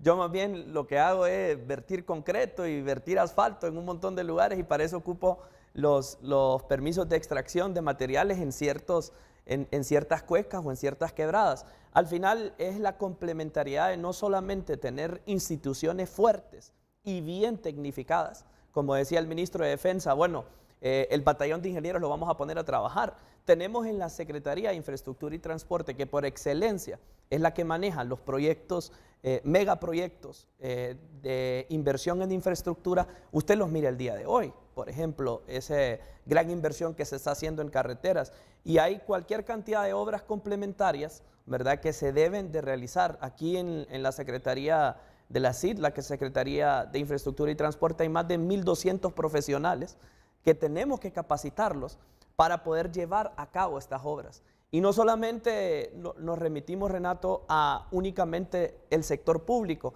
porque el sector privado también va a tener una participación fundamental. Nosotros lo vemos hoy en día, que nos dedicamos a trabajar 24/7, Renato, la falta de mano de obra calificada para ciertos tipos de obras, particularmente en el tema de hospitales. Por ejemplo, cuando nosotros implementamos el proyecto, por lo menos los edificios, bloques principales, le decimos nosotros, de los 3 hospitales que tiene la Secretaría, nos damos cuenta la poca mano de obra calificada. Para eso, lo importante de poder generar con Infop, por ejemplo, e ir tecnificando y hablar con las cámaras de comercio para esto. Es algo completamente, y no es algo nuevo, ¿verdad? La alternativa de poder tener a Honduras como ese polo de desarrollo, no solamente en el sentido nacional, sino internacional. Y hay un montón de obras, de proyectos complementarios que hoy en día se están ejecutando, Renato. Yo puedo mencionar el proyecto de los puentes gemelos en Cortés, que están a punto de ceder, el recto y el curvo, ¿verdad? Y ya se imagina usted, si llega a ceder esos puentes, la catástrofe económica que puede resultar en este país hoy en día si no se interviene. Están trabajando en ellos, ¿no? Ese proyecto, claro, ahorita empezamos, después de Semana Santa, lo priorizamos en la primera reunión, ¿verdad, presidente ejecutivo? Y aparte de eso hay otros tipos de obras, porque usted lo mira, Renato, hoy en día la capacidad, la demanda con la capacidad que tú tienes sobrepasa. Entonces, ¿qué quiere decir? Usted escucha mucho últimamente el tema de libramientos. ¿Por qué escucha el libramiento Progreso? ¿Por qué escucha ocupamos un libramiento en Chamelecón? Ocupamos un libramiento en Búfalo para conectarnos directamente a Puerto Cortés. Porque sobre las carreteras nacionales, primarias y secundarias, pasa el tráfico pesado y el tráfico liviano. Eso genera, sobre todo en las zonas urbanas, un gran congestionamiento. Entonces, a la larga, pues nosotros estamos priorizando en corto, mediano y largo plazo unos distintos tipos de obras en materia de infraestructura para quedar, así decirlo, competir a nivel regional y a nivel internacional, porque no todo va a pasar por el ferrocarril. Estamos hablando de puertos secos, ¿verdad? En algún momento van a conectarse vía terrestre. Tenemos Canal Seco, tenemos el corredor agrícola y la planificación de un gobierno ordenado y transparente de dejar establecido, como dice Héctor Manuel, qué le corresponde a cada gobierno poder realizar en este gran proyecto. Miren, yo he estado reflexionando en esta última parte, en este último segmento, y contrastando algunas cosas. Es que no he podido recordar un proyecto como el del que están hablando ustedes hoy, de la magnitud de cruzar con un ferrocarril interoceánico todo un país. Esto más, hace algunos minutos que te estaba escuchando, Luqui, o no sé si fue a Octavio, dije, ¿estaremos soñando? Bueno, lo comenzó a soñar Cabañas en 1853, pero me van a disculpar, yo comencé a soñar. Estamos hablando de un ferrocarril interoceánico de un montón de líneas para tren que unan el Pacífico con el Atlántico, con puertos terrestres. Estamos hablando de 20,000 millones de dólares. Y quise recordar qué obra, por favor, Diosito decía, recuérdame, qué obra en el mundo se está haciendo ahora mismo con 20,000 millones de dólares. Posiblemente la están haciendo, pero yo no recuerdo alguna visible en el continente en este momento. Alguna obra visible en el continente. Por eso, mira. Eso es Canal de Panamá y este sería el tercero. No, pero en este momento, digo yo, una obra que le cueste a algún estado 20,000 millones de dólares. No, y no estoy demeritando, simplemente estoy haciendo una mezcla de sueños y realidad del proyecto al que nos hemos metido. Hace poco, Renato, estuvimos con el director del Global Gateway, que vino ahora a visitar a la presidenta. Se firmaron varios convenios con el ICF y él nos hablaba de que hay 23 proyectos ferroviarios en América Latina, países que han solicitado, ¿verdad?, para que se les pueda financiar. ¿De esta dimensión? De esta dimensión, puede ser menos o igual, pero son 23. ¿Qué es lo que hago referencia? ¿Por qué hago referencia a esto? Porque no somos los únicos que estamos pensando en proyectos ferroviarios, ¿verdad? Estamos viendo el más reciente, que es México. Por eso nos hemos acercado a México, para que podamos entender un poco de la experiencia de ellos, cómo lo han logrado hacer. Pero hay 23 más en la región que se van a llevar a cabo. Nosotros, Honduras, no podemos quedarnos atrás. Y esta es la oportunidad, y tenemos a la presidenta, tenemos al equipo que yo le denomino el Dream Team de la presidenta, exclusivamente viendo este proyecto para que se convierta en una realidad. Escucharon a Héctor Manuel, ¿verdad? El Dream Team. Lo dice el hijo de la presidenta. Sí, si claro. Lo dice el hijo de la presidenta es porque le he escuchado decir. Esos 4 son mis cercanos, son esencia de mi gobierno. Así es. Marlon Ochoa, José Manuel Zelaya, Luqui Medina, Octavio Pineda. No hay duda que se trata de un proyecto enorme, sustentado en la naturaleza del país, con puertos hasta de 35 metros para recibir embarcaciones de gran calado, tanto en el Atlántico como en el Pacífico, que los tenemos en ambos lados. Los tenemos en ambos lados. Hay países de Centroamérica que no tienen Atlántico. Y nosotros no solo tenemos bahías profundas en el Pacífico, sino que también la tenemos en el Atlántico. Es decir, si no lo hemos hecho es porque algo nos falló en la historia. Y ya tú lo has anticipado, la corrupción es una de ellas. No puede ser que, teniendo la naturaleza que tenemos, no seamos capaces de aprovecharla y de manera sostenible. ¿Qué les parece si vamos a una pausa comercial? Miren, han habido algunas críticas porque dicen que están haciendo esto con mucho secretismo, que el secretismo regirá la construcción de este tren interoceánico en Honduras. Me gustaría hablar de ello, pero también, ¿cuál es la actitud manifiesta hasta ahora del gobierno de Nicaragua, del gobierno salvadoreño? Han habido conversaciones con Bukele, no sé si Bukele ha quedado bien, ha quedado mal, ha quedado resentido, después de que el Congreso ratificara este tratado, el Bicentenario, porque miren los cambios que se están dando en Centroamérica. Hasta hace algunos años, El Salvador y Nicaragua decían que tenían fronteras ahí en el Golfo de Fonseca. Honduras quedaba relegada. Hoy, Nicaragua ha dado un cambio bárbaro. Dice, yo soy fronterizo con Honduras en el Golfo. No tengo frontera con El Salvador. Miren, se trata de un golpe geopolítico enorme, que no creo tenga tan satisfecho a El Salvador. Por eso le voy a preguntar hoy al secretario privado, ¿cómo repercute esta decisión de los dos países ahora que el Congreso hondureño ha ratificado este importante e histórico tratado del Bicentenario? Gracias por continuar compartiendo sus mensajes. Ruthbel Barahona ha compartido un proyecto necesario. El Canal de Panamá va decayendo y es una oportunidad de oro que tenemos como hondureños. Es un proyecto de país y confiamos que será una realidad. Saludos. Sofía comparte, aunque el proyecto no se completó según la visión original de Cabañas, sentó las bases para futuros desarrollos en la región. Alondra Hidalgo comparte, mientras todo sea bajo la ley y con las medidas de seguridad, tanto para su uso como para el medio ambiente, el ferrocarril interoceánico podría ser un gran impulso para toda la nación. Y José Martínez comparte, excelente exposición, amplia, clara y contundente. Estamos optimistas. Gracias. Héctor Zelaya comparte el televidente, continúe compartiendo su opinión a través de redes sociales. Miren, y debo decirlo porque se puede malinterpretar. Uno no quiere, como Estado, por lo menos, yo soy elemento del Estado, como ser humano, yo no quiero que fracase Panamá a costa de los beneficios. No, el problema es que es una realidad lo de Panamá. Es una realidad. El cambio climático ha afectado al canal. Imagínense utilizar 150,000 galones 55 de agua dulce, o 155 por cada barco que pasa. 155 millones de galones de agua dulce por cada barco que atraviesa el canal de Panamá. ¿Qué les parece? Entonces, para esas embarcaciones que cada vez son más grandes, está resultando difícil atravesar el canal de Panamá, o se tardan más para atravesar el canal de Panamá. Y aquí a Héctor en la presentación ha dicho que nosotros inclusive podríamos hacer este recorrido a través de nuestros puertos en 12 horas para llevarlo al mercado estadounidense. ¿Se imaginan cuánta diferencia en relación a 7, 10 y más días que hay en otras rutas? Pero bien, ¿cómo reacciona Nicaragua? ¿Cómo reacciona en El Salvador con este proyecto que lanza Honduras, Héctor Manuel? Bueno, Nicaragua, bajo sus propias circunstancias y su propia realidad, que el proyecto que ellos han diseñado de hace mucho tiempo, pues está muy lejos por concluirse.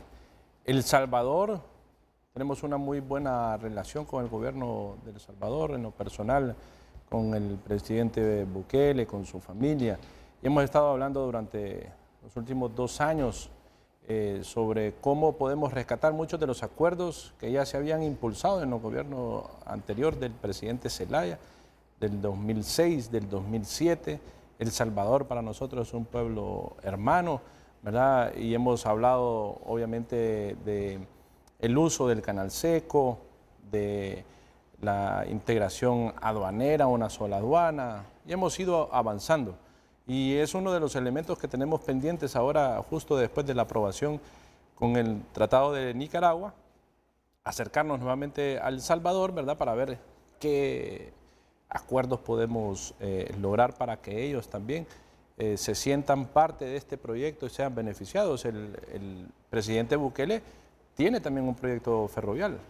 Sí, ¿verdad? sí, sí. El presidente Bukele ha estado en este sentido, pero ¿cuál es la intención? La intención es conectarse con Honduras, ¿verdad? Entonces estamos íntimamente relacionados y las buenas relaciones que hemos tenido en el transcurso de estos años, pues ha venido también a generar confianza para poder llegar a estos acuerdos en algún momento. Invirtieron muchos millones en Enecanto, ¿te acuerdas? Así es. Un puerto que tienen que estarlo dragando.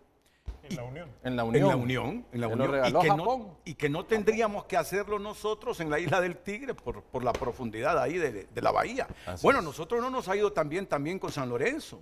Sí, nosotros tenemos que dragar igual. Sí. Tenemos que dragar ahora Con mismo. menor intensidad, ¿no?, que en la Unión. Así es. Porque en San Lorenzo no se draga desde hace más de 2 décadas, ¿no? Y aún así se mantiene un calado de 14 metros.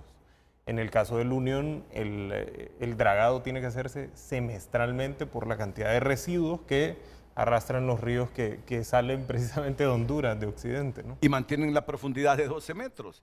Inclusive San Lorenzo, sin hacerlo a cada rato, mantiene 14 metros.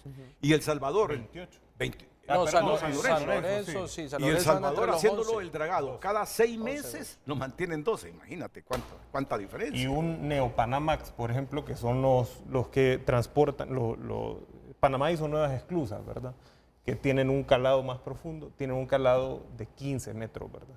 Esos Neopanamax no están pudiendo pasar ahorita por el canal de Panamá y podrían llegar a Amapala, ¿no?, en este caso.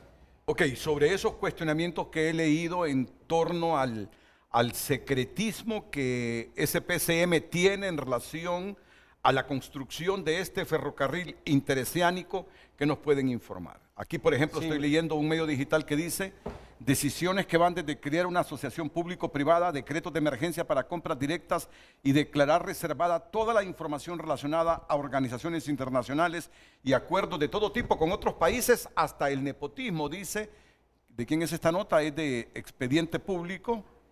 Giran en torno a la construcción del ferrocarril interoceánico de Honduras. Sector Manuel. Sí, bueno, al final, pues, yo vi la discusión que se armó en base a declarar secretividad las acciones de la comisión. No hay ningún tipo de intención de eso. Obviamente, la ley lo estipula y la presidenta lo que ha dicho es hay que adherirse y conformar la comisión en base a la ley. Y la ley habla de eso. No somos nosotros, sino que es la misma ley de contratación del Estado. Entonces, si hay un problema, diría yo, con la ley de contratación del Estado, habría que hablarle a la gente que hizo la ley de contratación del Estado, ¿verdad? Y hacerles un reclamo. Pero creo que nosotros estamos en la oportunidad. Ahora mismo hicimos el lanzamiento hace como un mes de una reforma a la ley de contratación del Estado, porque creemos que el Estado debe tener la agilidad y la transparencia. Y son dos temas bastante controversiales, porque por ser transparente, entonces le ponen un montón de procesos que no lo convierte en ágil. Y se pierde la acción en la burocracia. Entonces, ¿cómo poder ser ágil? ¿Cómo puede ser transparente? ¿Verdad? Bueno, uno, apelar a la integridad y la honestidad de los equipos. Usted puede contratar a una persona como cajero en un banco y no va a estar pensando que es corrupto y que se va a robar el dinero, ¿verdad? Porque usted lo contrata, obviamente, con la integridad y la honestidad de la persona y puede manejar 100 millones de lempiras y si es honesto, no se va a robar absolutamente nada. Entonces, aquí lo que nosotros hacemos énfasis es, primero, que no estamos pensando en hacer negocios. Estamos pensando en construir y que se convierta en una realidad el tren y dejar a Honduras con un tren interoceánico. No estamos pensando en negocios, no estamos pensando en ser corruptos, estamos pensando en pasar a la historia, ¿verdad? Estamos pensando en ser ejemplos. Somos una nueva generación y esta nueva generación tiene la capacidad y tiene la responsabilidad de dar el ejemplo para nuevas generaciones que vienen de políticos, de funcionarios públicos. Entonces, obviamente tenemos el entendimiento y comprendemos de dónde surge la duda. Y la duda surge porque los últimos gobiernos han sido corruptos, han llegado ahí. Y aquí puede ser testigo el ministro de Infraestructura. Han llegado ahí pensando primero en hacer negocio.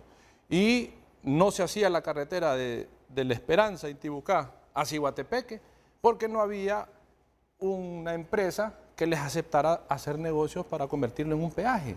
Vino la presidenta, le dio una instrucción al ministro y la carretera se hizo. Hicimos ahorita un libramiento que lo está liderando el ministro de Infraestructura, Octavio Pineda, ¿verdad?, de Progreso, y se dio la instrucción y se está haciendo. Y nosotros decimos, bueno, ¿y por qué el otro gobierno durante 12 años no hizo absolutamente nada de eso tan fácil y tan sencillo como dar una instrucción, agarrar los fondos y hacer la transferencia? Es porque primero pensaban en cómo iban a hacer el negocio. Y como no hacían el negocio, entonces no hacían la obra. Nosotros no estamos en esa disposición. Y apelamos, obviamente, al hecho de la buena voluntad que tiene la presidenta de hacer la ejecución de este proyecto, y es que nosotros no estamos pensando en hacer negocio y no lo estamos diciendo nada más como una palabra, es un hecho de vida, Renato, ¿verdad? El golpe de Estado se dio en el 2009, ¿verdad?, precisamente porque el presidente Zelaya puso el interés público primero, ¿verdad? Y ahorita lo estamos haciendo igual cuando se promociona la ley de justicia tributaria, cuando todas las acciones del gobierno están orientadas a poner el interés público primero, es porque no se está pensando en hacer negocios. La ley de contratación del Estado lo da, ¿verdad? Las facultades que nosotros tenemos es nombrar un equipo técnico, dice contratar, conformar equipos de trabajo con especialidades técnicas profesionales específicas, nacionales o internacionales, que se encarguen de apoyar la formulación de este proyecto. Tenemos el mandato del proyecto de ley que crea la empresa Gran Nacional Ferrocarril Interoceánico, ¿verdad?, que se someterá al Consejo de Ministros y posteriormente se enviará al Congreso Nacional. Pasemos a la siguiente.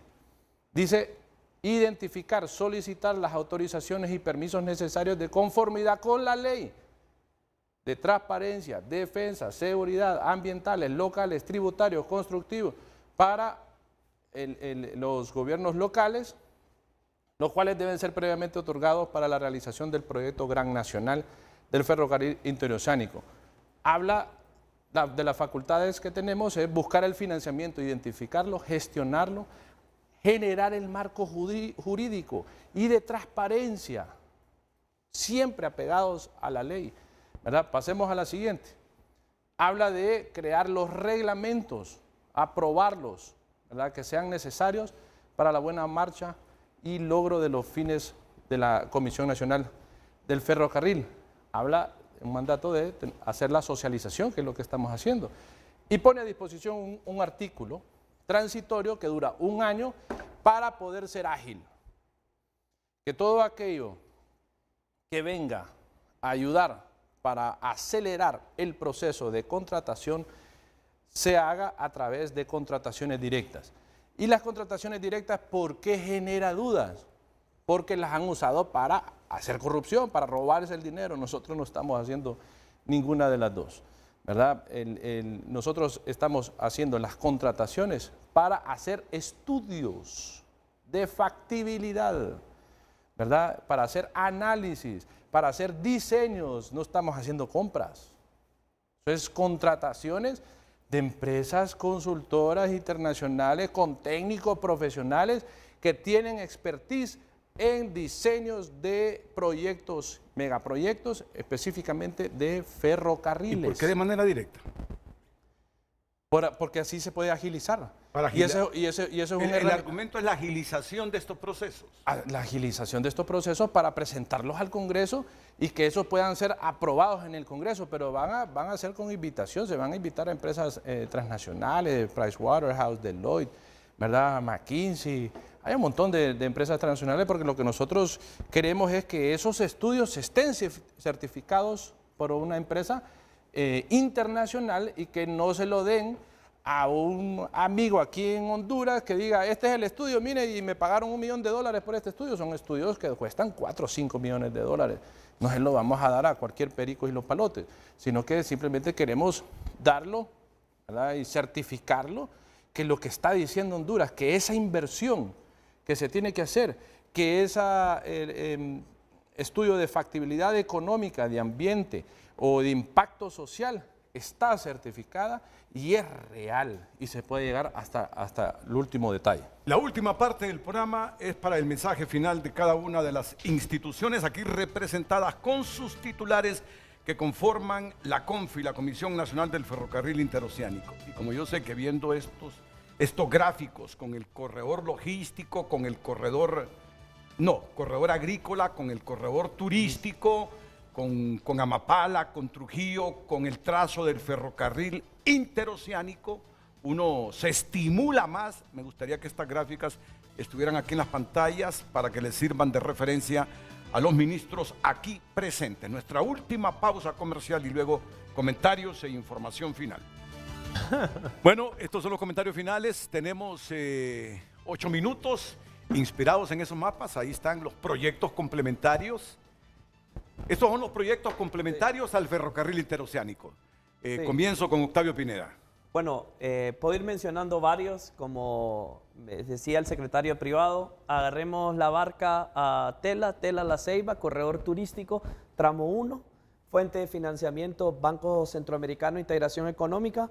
Son aproximadamente 480 millones de dólares. Ya está el dinero, ¿no? Ya está el dinero y este proyecto está iniciando en el segundo semestre de este año. Este es el corredor turístico tramo 1. Tramo 2, ya gestión del ministro Marlon Ochoa para poder conseguir los financiamientos. Ya se está cerrando, ¿verdad? Y lo va a mencionar Marlon. que es de La Ceiba a Trujillo, 176 kilómetros, entre 173 a 176 kilómetros. Este tramo pasa punto importante Sabá, te conectas a Sabá y te lleva hasta Trujillo, Puerto Castilla. Corredor agrícola. ¿Y eso es de cuánto? ¿De cuánto la inversión ahí, Marlon? Son... Se estimen un poco más de 230 millones de dólares. Sí. Ahí depende mucho de cuántos puentes hayan, Sí. cuántas obras de mitigación debes hacer y lo demás. Siguiente, que es proyecto, esto estamos hablando de proyectos de la presidenta Xiomara Castro, ¿verdad? Tanto el tramo 1, concluyendo también con el tema del Libramiento del Progreso, 15 kilómetros del nuevo alineamiento de carretera.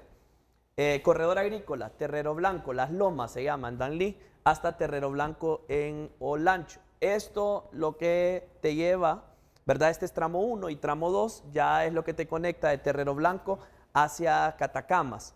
Eso nos va a generar, Renato, poder conectar el Valle de Jamastrán con el Valle de Juticalpa, el Valle de Catacamas y el Valle de Laguán. Usted se fija ahí en Telica, ya te puedes conectar a San Esteban y la CA13 que te lleva hacia Trujillo. ¿Son proyectos para Son iniciarlos proyectos ahora en esta tramo 1 y administración? tramo 2, ahorita están iniciando tramo 2, que es Bijahual, Delicias, San Luis de Laja, San Pedro Catacamas, Catacamas y el de San Francisco de Becerra. Con eso cerramos el corredor agrícola en este sector de acá. El otro que menciona el secretario privado y presidente ejecutivo es de Danlí hacia Choluteca. Pues usted se fija, tenés que moverte hasta Tegucigalpa y después bajar toda la Moramulca. Este ya es un proyecto que lo podemos diseñar, pero ya la ejecución sería del siguiente gobierno. El otro proyecto es el de la carretera, donde termina el canal seco hasta conectarte al puerto de San Lorenzo, 54 kilómetros, y hay plata para 16, 17 kilómetros. Eso es lo que nosotros vamos a iniciar en este periodo. Aparte de eso, pues hay obras de ampliación y modernización en el Puerto Cortés, como la reconstrucción del puente recto y el mejoramiento, sobre todo en la cimentación del puente curvo. La idea más a mediano plazo es hacer un puente en altura para también modernizar y explotar la Laguna de Alvarado, ¿verdad? Ya es un proyecto ya a mediano plazo, pero si nosotros no intervenimos los puentes gemelos, se puede generar una catástrofe. Y le puedo ir mencionando otros proyectos como Puerto Seco. Tengo unos 45 segundos, Luqui. El proyecto del ferrocarril interoceánico con la visión de la presidenta se desarrollará en absoluta sostenibilidad desde su fase de planificación, diseño, cumpliendo con los estudios de impacto ambiental, con el desarrollo de las consultas a las comunidades locales y con la visión del respeto irrestricto a los recursos naturales, con el liderazgo de la presidenta, del secretario privado y presidente de la comisión, bajo la lógica y la dinámica de que el gobierno es uno solo y vamos empujando en el camino correcto. Igual para el secretario de Defensa, don José Manuel Zelaya. Gracias, Renato. De igual forma, desde la Secretaría de Defensa Nacional, las Fuerzas Armadas se incorporan con toda la logística desplazados a nivel nacional para acuerpar este proyecto. El batallón de ingenieros con más de 130 oficiales en la rama de ingeniería van a pasar a poner todos sus conocimientos para acuerpar la edificación, la planificación y la construcción de este tren interoceánico. Así que desde la Secretaría de Defensa Nacional, Fuerzas Armadas de Honduras, con todo el apoyo de logística para brindar también la seguridad y garantizar como un proyecto de seguridad nacional la presencia de la institución permanente como es las Fuerzas Armadas para que este proyecto se lleve a cabo. Gracias, ministro de la Defensa. Para presentar este proyecto al Congreso, ya con todo lo que manda este PCM, ya publicado en la Gaceta, van a requerir que 1 año, 2 años. Bueno, estamos comenzando la elaboración de la ley y el mandato que nos da el PCM es remitirla a primero Consejo de Ministros y después al Congreso. Esperamos avanzar rápido. Como le comentaba, extra cámaras, tenemos 21 meses de gobierno y la expectativa es dejar toda la etapa de preinversión lista. Esto quiere decir diseños, comenzando por perfil, prefactibilidad, factibilidad y diseños, terminados, ¿no? en estos 21 meses. Este proyecto, Renato, me gustaría señalar que se suma a los 96.000 millones de lempiras de inversión pública y social del presupuesto aprobado por el Congreso y presentado por la presidenta en 2024. En 2023, de acuerdo con la CEPAL, Honduras fue el país que más creció en materia de gastos de capital. Duplicamos la inversión pública, a lo que se le llama formación bruta de capital fijo, que es inversión en carreteras, en hospitales, en escuelas, en puertos, infraestructura en general. Fuimos el país que más creció. Se duplicó la de 2023 en relación con la de 2022. Y esto incluye no solo proyectos que se terminan en 1, 2, 3 años, sino como este, que es un proyecto que va a ser de largo plazo, ¿no? Como usted bien apuntaba, de 3 o 4 gobiernos, para tener ya todo el anillo finalizado. Puerto Castilla, Amapala, Amapala, Puerto Cortés y Puerto Cortés, Puerto Castilla también. Muchas gracias, ministro de Finanzas. Y los últimos 40 segundos para el secretario privado de la Presidencia de la República, Héctor Manuel Zelaya. Renato, quiero aprovechar para regalarle estos dos libros. El que no conoce la historia está condenado a repetir sus errores. Este libro de Ingrid Lagos, El ferrocarril interoceánico de Honduras, habla de cómo un polo de desarrollo se desarrolló en el Valle de Sula, y hoy hablamos mucho del desarrollo económico que tiene el Valle de Sula, y fue a raíz del tren Héctor, interoceánico impulsado. Te digo, si logran impulsar esto, si logran materializar esto, habrán quedado en la historia como el gobierno del parteaguas y que rompió la historia del país.